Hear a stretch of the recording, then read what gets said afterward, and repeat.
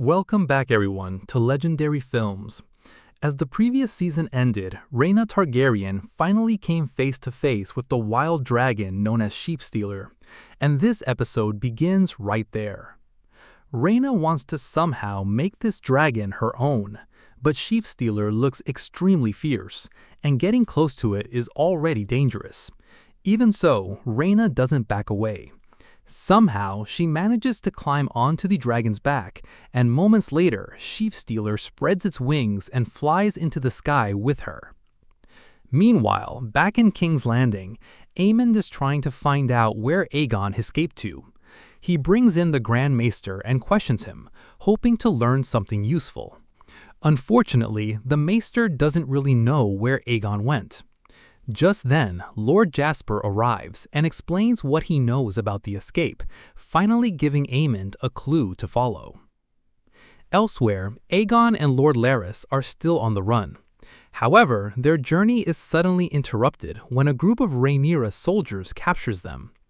At first, the soldiers have no idea who they have caught. To them, Aegon is just another traveler. But realizing the danger, Lord Larys reveals the truth. He tells the soldiers that the man standing before them is King Aegon Targaryen himself. After hearing this, the soldiers immediately decide to take both men to Dragonstone and deliver them directly to Rhaenyra. Meanwhile, on Dragonstone, Rhaenyra is thinking about Alicent's visit from the previous season. Alicent had asked her to trust her and find a way to stop the war. Because of that conversation, Rhaenyra is considering traveling to King's Landing herself. But Jacaerys strongly disagrees. He keeps warning her that it could be a trap and tells her not to do anything reckless. Mysaria also believes Alicent cannot simply hand over the Iron Throne and warns Rhaenyra not to trust the offer. Even so, Rhaenyra remains uncertain because part of her still hopes there might be a way to avoid more bloodshed. Unfortunately for Rhaenyra, things are not going according to Alicent's plan either. When Alicent returns to King's Landing, she discovers that everything has changed. Aegon has escaped, and instead of marching to Harrenhal, Aemond remains in the capital, preparing for war. The commanders try to reassure everyone. They explain that Lord Ormond is marching toward them with 15,000 additional soldiers. At the same time, the Triarchy fleet continues attacking at sea and weakening the Sea Snake's strength. According to them, all they need to do now is hold their position until reinforcements arrive. Meanwhile, a group of Starks arrives to meet Daemon. They even bring the head of a Lannister as proof of their loyalty. The Starks declare that they are ready to fight for Rhaenyra, giving the Blacks another important ally in the coming war. Elsewhere, Sir Gwaine Hightower and Sir Criston Cole wait at their camp for Aemond's arrival. They still believe he will join them soon. However, they have no idea that Aemond is not coming. They're not the only ones waiting either. Nearby, Rhaenyra's 3 newly recruited dragon riders are also waiting for Aemond, hoping for an opportunity to confront him. Meanwhile, Sheepstealer carries Rhaena high into the mountains before eventually leaving her there alone. For a moment, it seems as though the dragon has abandoned her. Back in King's Landing, Alicent sends a message to Lord Ormond using the King's Seal. Exactly what is written in the message remains unclear. Whether Alicent still hopes to stop the war or has finally abandoned that idea is impossible to know. Elsewhere, Corlys Valerius spends time with Alan. Corlys finally acknowledges something he should have done long ago. Alan is his son. As they talk, Corlys apologizes for everything he failed to do for him over the years. It is a rare and emotional moment from the Sea Snake. However, while these conversations are taking place, a much greater threat is already approaching. A battle that will soon become one of the most terrifying naval conflicts in House of Dragon history, the Battle of the Gullet. Word quickly reaches Corlys that a large fleet has appeared in the distance. When Alan sees the ships, he immediately recognizes them. They belong to the Triarchy, old enemies of the Sea Snake. Leading the fleet is Admiral Lohar, and among those traveling with the fleet is Sir Tyland Lannister. However, Lohar has no interest in following Tyland's instructions. She wants revenge, and her true target is Corlys Valerius himself. So instead of following the original plan, Lohar orders the fleet to sail directly towards a sea snake's stronghold.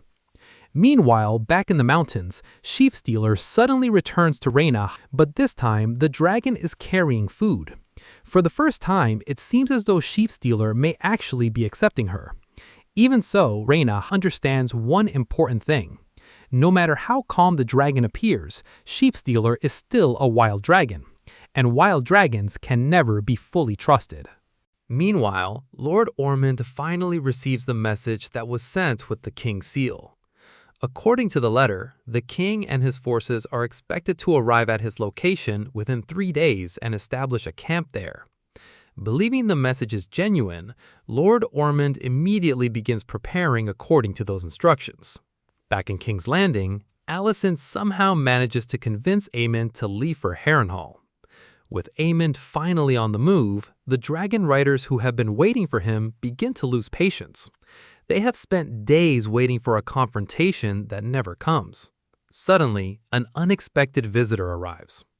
The mysterious woman from Harrenhal appears before them. She tells them they have already missed part of the war and delivers a message from their queen. Rhaenyra wants them back at Dragonstone immediately. A major battle is about to begin. That battle is none other than the Gullet, the same naval conflict that have been building for days. Not long afterward, Lady Baela arrives and personally informs Rhaenyra about the approaching enemy fleet. The moment she hears the news, Rhaenyra prepares to leave and join the battle herself.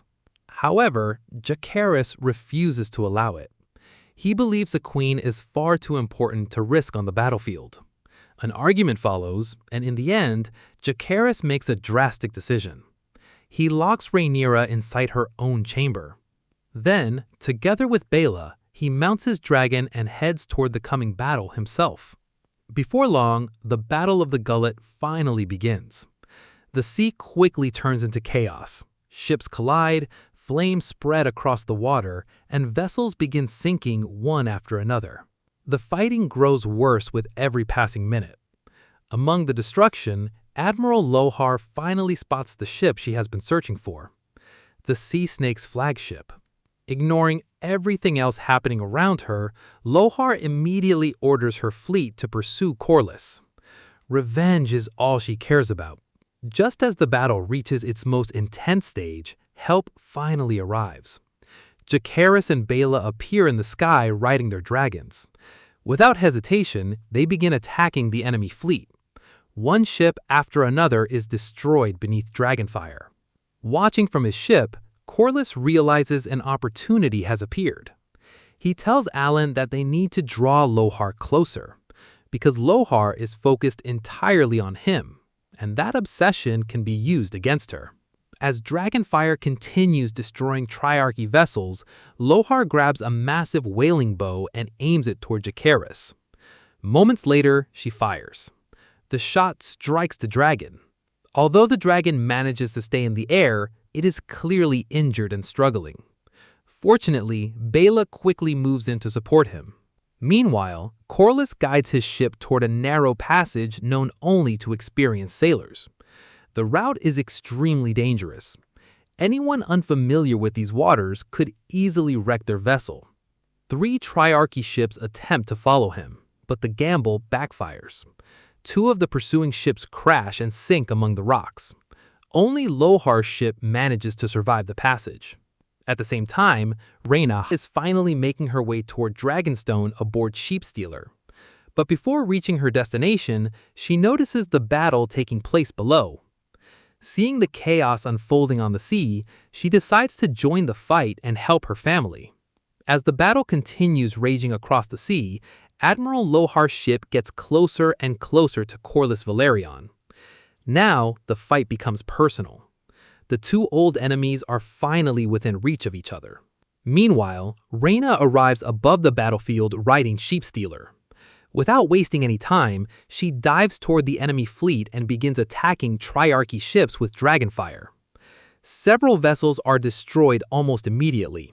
However, Rhaena quickly realizes there is a serious problem. Sheepstealer is not behaving like a trained dragon. No matter how many commands she gives, the wild dragon refuses to listen completely. Then, things become even worse. Sheepstealer suddenly notices Bela's dragon flying nearby. Instead of focusing on the battle, the wild dragon becomes interested in the other dragon and begins chasing it through the sky. Seeing the danger, Jacaerys immediately moves to intercept Sheepstealer. At first, he prepares to attack, but the moment he realizes Rhaena is riding the dragon, he changes his mind and pulls away. Unfortunately, that moment of hesitation proved costly. An enemy archer takes advantage of the distraction. An arrow flies through the air and strikes Jacaerys' dragon once again. The injured dragon struggles to remain airborne. Meanwhile, Rhaena desperately tries to regain control of Sheepstealer. After a difficult struggle, she finally manages to pull the wild dragon away from Bela and the rest of the battle. Back on the sea, Lohar's ship finally reaches Corlys. The two sides immediately begin exchanging arrows. Moments later, the ships collide. Warriors jump from one vessel to the other. Swords clash, men fall into the sea, and a brutal close-quarters battle begins.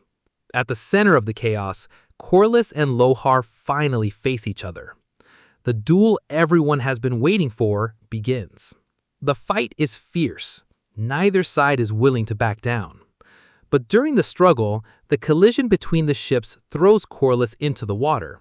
Before Lohar can finish him, Alan arrives. Without hesitation, he engages Lohar in combat. The battle is short but brutal, and in the end, Alan emerges victorious. Lohar is killed. With their leader dead, the Triarchy fleet begins falling into disorder. But the battle is far from over. High above the battlefield, Balin notices that Jacaerys' dragon is losing altitude. The injuries have become too severe. The wounded dragon finally loses control and crashes into the sea below.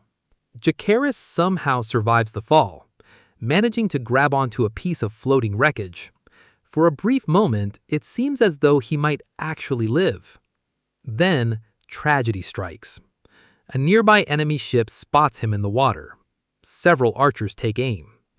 One arrow flies, then another, then another. All three find their target. Jacaerys Velaryon dies in the waters of the Gullet. Around him, the battle slowly begins coming to an end. The sea is covered with burning wreckage. Countless ships have been destroyed, and thousands have lost their lives. But none of those losses will matter as much as the one Rhaenyra is about to hear. Her eldest son, the heir to her throne, is dead. And what makes the tragedy even harder to accept is how it happened. A battle that might have ended very differently was thrown into chaos by the sudden arrival of a wild dragon that nobody could fully control. As news of Jacaerys' death begins spreading, everyone knows the war has just become even more personal. And when Rhaenyra learns what happened, the consequences will be impossible to predict. That's where episode 1 comes to an end, and we'll have to wait until next week to see how Rhaenyra responds to the loss of her son.